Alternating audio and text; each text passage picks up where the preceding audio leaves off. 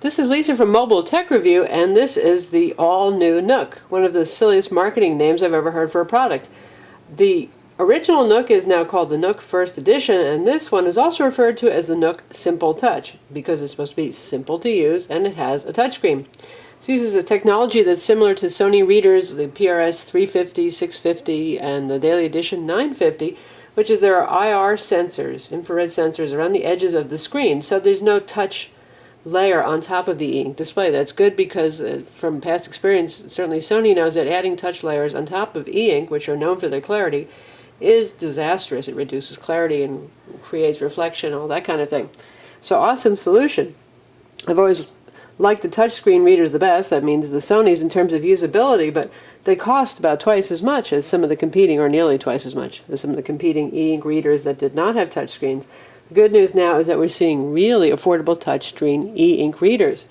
This Nook sells for $139, and Kobo will also be having one coming out shortly that will sell for $129, and it also has a touchscreen with the same technology, same 6-inch e-ink Pearl display.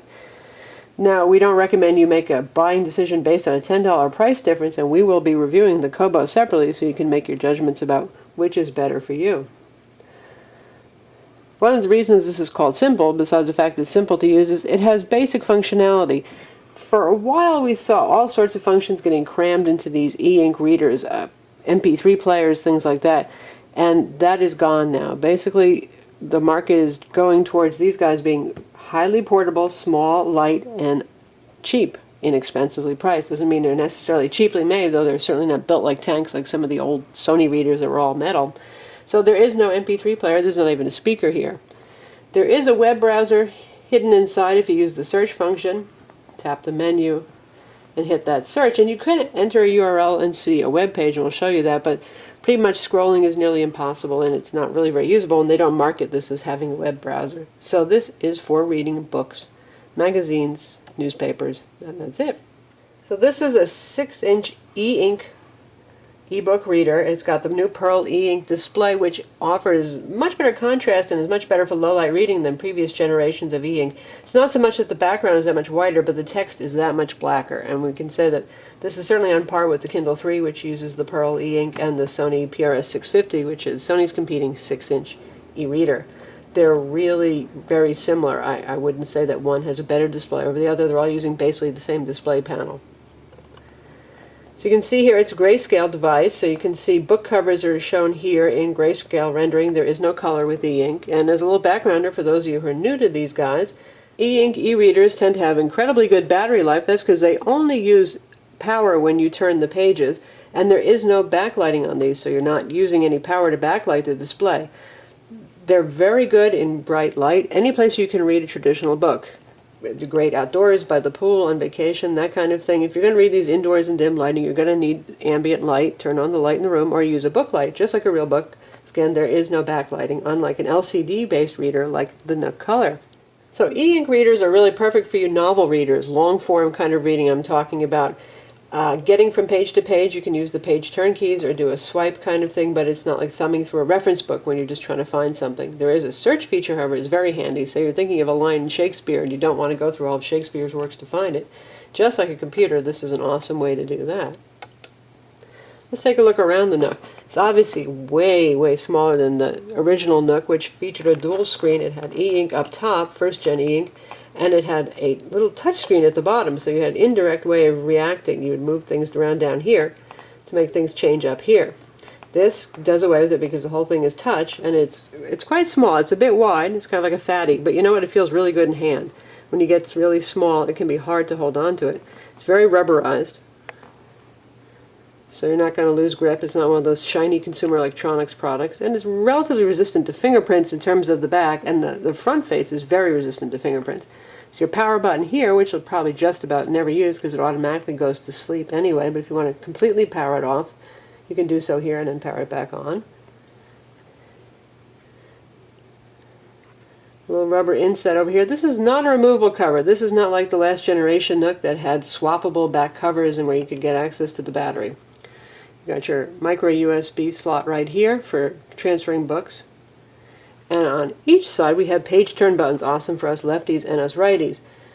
Got a set of page forward and back buttons here and over here, and you can actually change via preferences which one does what. So if you prefer page back to be the top button, that's fine, or you can set it to be the bottom button, vice versa. The little Nook button, just like on the Nook color in the first gen Nook, takes you to a set of menu items over here, and you can choose to go home, which is the screen we're in now, and you can see we've got focus right here. It grays out whatever's in the background, so you know what you can interact with and what you can't. You can go directly to your library to shop, which we'll take a look at in a minute, search, and then to go to various settings. We're going to go back home at the moment. Now this works similarly to the Nook color, for those of you who've tried that out or actually used it, and you've got your most recently read book right here. You can also just jump right back to it by pressing that little book symbol. And we'll go back home again. So we've got reading now, it tells you what page you're on, and you can share this. Of course, they're into the social networking thing now, so you can share with folks who are Google contacts, Facebook, and Twitter people, and of course you can share with other B&N customers who are your friends. You can set up sharing for book lending. Book lending is somewhat limited. The publisher has to approve that a book is lendable, and you can lend the book once, and that's it. And you can lend it for 2 weeks when you do lend it. Here are other new books I've recently added, and there's a shortcut to go directly to my library, so I don't have to use the little button down there to do it. And here is Barnes&Noble suggesting new things that you should go ahead and buy with them, which we'll look at in a bit. Personally, I'd like to see a smaller area devoted to Barnes&Noble marketing, but you know, that's how it goes. This is a Wi-Fi only reader. 3G seems to also be disappearing, and you know, it probably isn't that necessary for most of us. We have access to Wi-Fi access points frequently enough, and you can download a heck of a lot of books in a short period of time because book files tend to be quite small. This has about 236 megs of internal storage, which doesn't sound like much, but given that books are about 200 to 500K EPUB books, that's a lot of books, and it has that microSD card slot. It doesn't come with the card, but you can put in any size card that you want, and whatever is on the card will integrate with the rest of the internal memory on the reader when you look at your library. So let's take a look at the library. And you can see I've got cover art here. In fact, I have some side-loaded EPUB books too, and those covers show up just fine. Sometimes it's annoying if they don't. There's a directory structure that the device creates on the card, and if you put books that you have that you want to side-load in the books folder, they will appear in your library with other books. There's also a magazines folder as well. And there's a My Documents folder for things that really are neither. Maybe you have a text file or something like that that you want to put on there. So you can filter just by books, by newsstand, by lendable books, by shelves that you've created, My Files, which means your Documents folder that are non-book type things you have archived, and everything else. And here, most recent, first sort, title, and author, and that is about it. And if you don't want to see book covers, you can choose the list view instead. And there's also a little refresh button if you just put some things on the device or on a card and they haven't showed up. Now when I plug this guy into USB, I can copy stuff to internal memory in an SD card, and they show up. It refreshes the library right away. I've noticed that I just take the card out and use a card reader to load books, that I had to actually reboot the Nook for it to get to see those files and open them up. If you want a page through all your books, there's little arrows down here. And you can see anything I haven't downloaded. It says download right there, and you can download it pretty quickly over Wi-Fi. In fact, hugely quickly. And you can archive things here. Say you've downloaded a sample and you really don't want it to be appearing here anymore. You can put that in your archive now, so you don't have to look at it. There is, however, no way to delete books off the device without using your computer to do so. So that said, let's actually take a look at a book. I'm going to go back to the book I was most recently reading.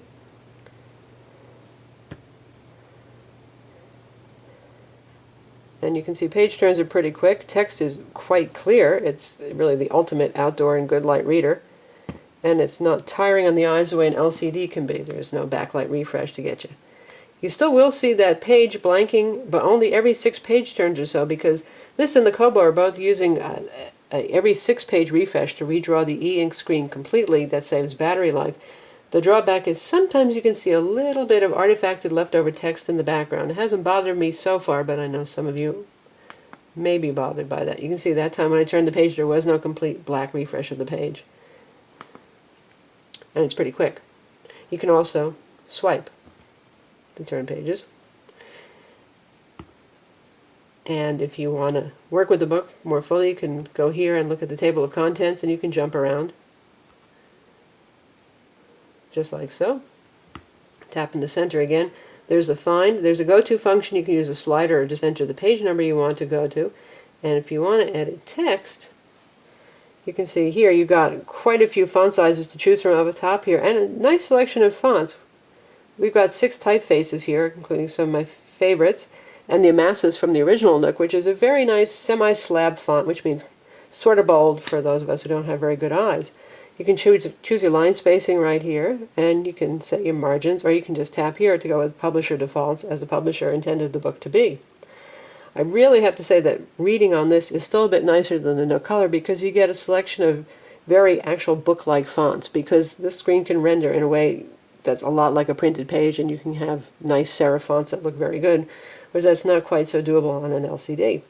But for those of you who do like modern fonts, there are sans serif things like Helvetica Neue here to make you happy too. When you're done making your changes, we'll just do that so you can see how quickly it takes effect. We'll go up one type size, and that's pretty quick. Just tap there. It has a fast CPU, so that repagination was fast. It's not like the old days of e-ink readers where you changed your font size and waited about 5 minutes for it to reflow the book. Now we're going to take a look at a PDF. This is not, in my opinion, the ideal reader for PDFs. Number one, a 6-inch screen is just too small, and the tools, this is the simple touch, remember, are not really very advanced. You don't get things like zooming. You will blow out the layout if you change the text size, which is okay if you're reading, say, a PDF that you got from the library. Some public libraries still lend in PDF format rather than EPUB, and you just want to really read the text. There's not a lot of illustrations, but if you're going to try to read a technical book or a textbook, that kind of thing, not so great. So we're going to take a look at a PDF ebook. PDFs do not get cover art, by the way. And here we are in a book, and as you can see, right now the layout is not super duper beautiful because I've enlarged the text. This is the default size, which has a very pretty layout but is absolutely not readable, and there is no landscape mode. So if you just want to read a PDF book from the library, obviously you can get all the text there and you can make it readable, but not something that you want to do for books with illustrations, manuals, things like that. So how do you get books onto the Nook? You can sideload books if you have books without DRM, or sometimes with DRM using the USB cable. This supports Adobe Digital Editions, which means EPUB library books, also PDF library books work. Sony Reader bookstore books work. Anything with standard Adobe DRM will work, which pretty much means Sony for the most mainstream EPUB store. Kobo books will also work with this just fine. Anything without DRM, and of course Barnes& Noble's own books and magazines and periodicals will work. You can also use Wi-Fi if you're going to get stuff from the Barnes & Noble online store, and we will just hit their store right now. You can either go through their suggestions, or you can go straight to the shop function. And any kind of offer they have going, you're going to see over here. They've got popular lists like New York Times bestsellers, what's been selling most popularly off their ebook store, new releases, that kind of thing. And if you want to look at books, you can go through all sorts of categories here. You can also do this on your computer and have it sent automatically to the e-reader, which might be a more pleasant way of doing it. So here you can see a list of quite a large number of book types, and we're just going to pick biography and memoir here.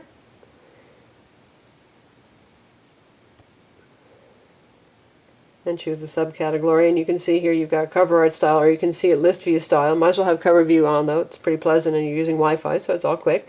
And here's a variety of books that you can download and buy. And say we're interested in this book over here. You can buy it right here. Just download a free sample, which is pretty nice. You get beginning couple of pages of the book, enough to give you an idea generally if you'd be interested in the book. And you can share it social networking style as well. And you can also read reviews right here and see related titles.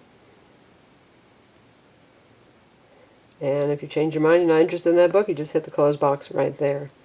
So it's quite easy to actually get a book, and you can also download some free books. They have public domain books basically, and usually some promo books. A lot of them are romance novels, that kind of thing. We'll take a quick look at magazines. One thing that I like a lot about the B&N store is, say you subscribe to the New Yorker for 6 months and then you decide that you don't want to subscribe anymore. Everything that you got while your subscription is active is still available to you, unlike Amazon, where once you unsubscribe from a periodical, if you haven't downloaded to your reader already, it's gone. You don't have access to it. Here you can see I have a bunch of back issues and I can download those still if I want, and those are from last summer. Looks like one I've already loaded. This is pretty much standard e-ink representation, which means it's not pretty. It's not like the Nook color in terms of looking very magazine-like. Readable it is. Text-based it definitely is. So there you have it, a New Yorker on an e-ink reader. Now how about book annotation and dictionary features? We're going to take a look at that next. If you want to look up a word, basically you tap and hold on the word.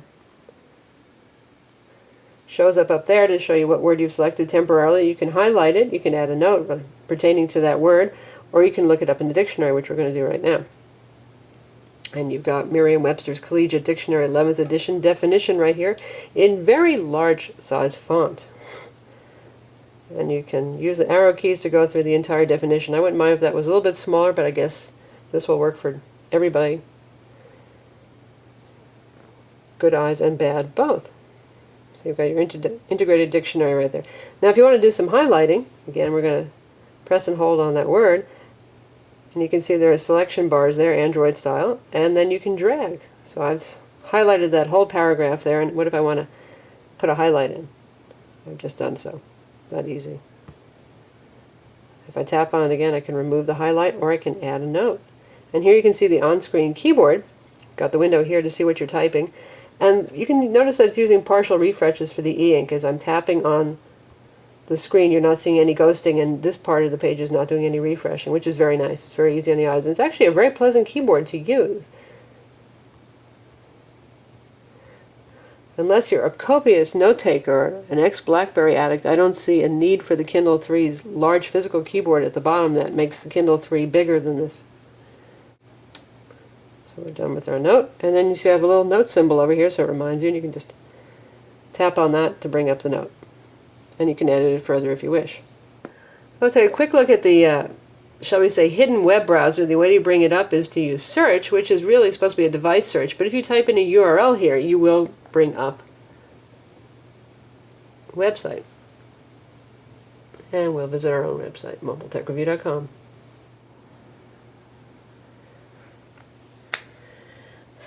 And there we have it. There's our website. Of course, this has no accelerometer and no landscape mode, so you're going to be looking in portrait orientation, and really there's no easy way to scroll around or zoom on this. Sometimes you can tap and you can zoom in some.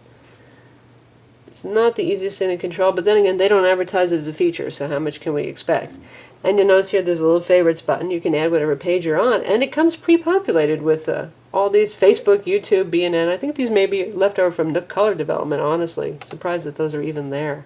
Either that they have plans to implement this in a better fashion later.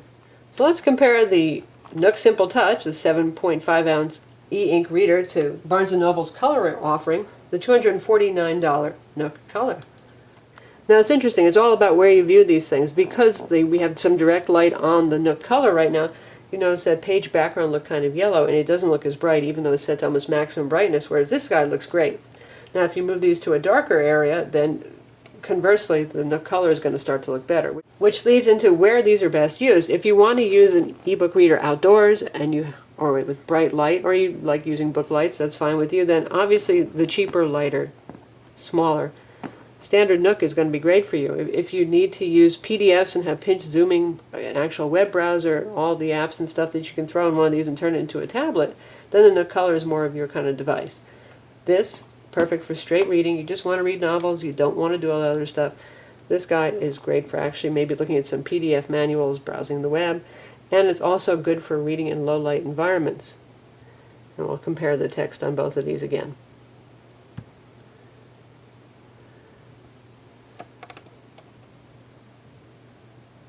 Page turn speeds are actually, because this doesn't refresh very often, quite similar. It's surprising.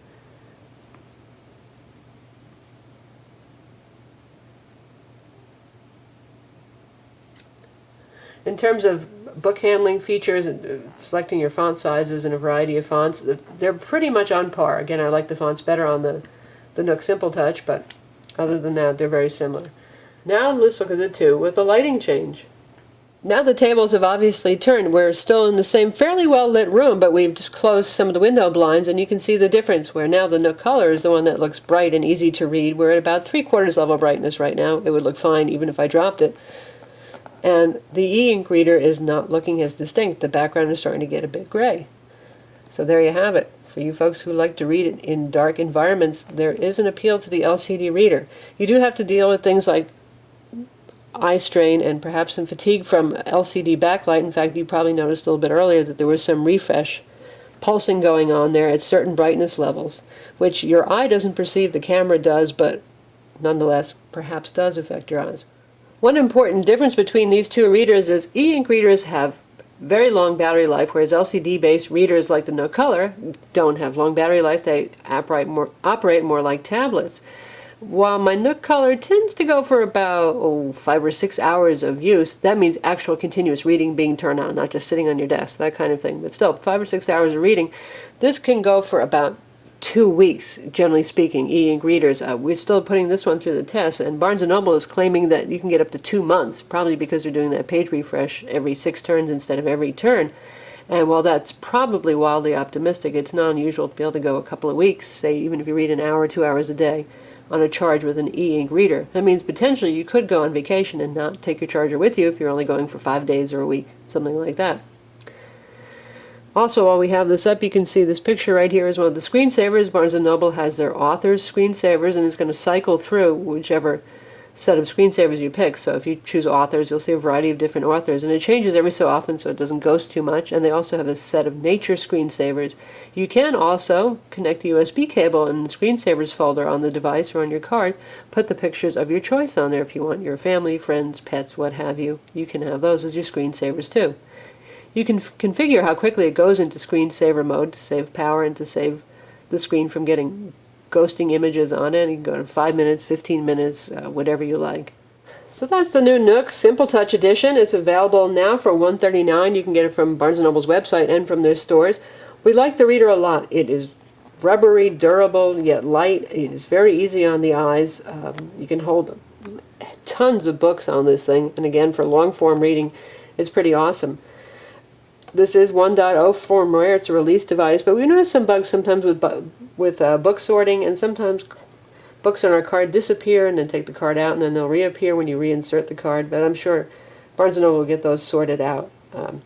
In terms of how this competes with the Kobo, we'll be covering the Kobo very soon, and you can see a video review of that and read a full written review, but they're going to be pretty similar, I would say. The Kobo loses the physical page turn buttons, which is a downer, and doesn't have as many font choices. Obviously, there's more direct competition probably with the Kindle 3 because Barnes & Noble and Amazon are the two gorillas in the room when it comes to ebook reading. And obviously, this guy is smaller. If you don't need that physical keyboard, it's a lot smaller and lighter. I think Amazon's customer service is better. The book selections are about the same. The prices are usually roughly the same. But that said, I'm not so fond of Amazon's proprietary format that they use for ebooks, which means if you buy an Amazon book, you can't load it on a competing e-reader. You can read it in Kindle apps on your computer and on your phone, just as you can with B&N. They have apps available for Android smartphones, for PCs, for Macs, all that kind of thing. But you're a little bit more boxed into Amazon's ecosystem if you go with Kindle books, and it's just not so much fun. So that's the Barnes & Noble new Nook, or Nook Simple Touch. It's available now. I'm Lisa from Mobile Tech Review. Visit our website to read the full review.